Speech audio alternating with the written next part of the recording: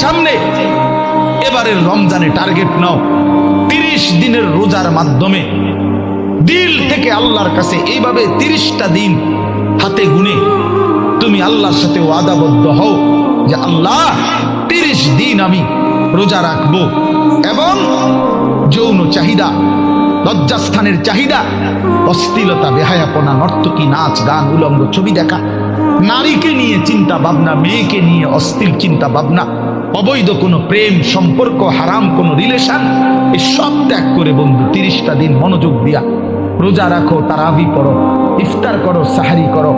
তাসবিহ পড়ো, তিলাওয়াত করো, কোন আলেমে দ্বীনের সাথে উঠা বসা করো, ইমাম সাহেবের সাথে সম্পর্ক করো।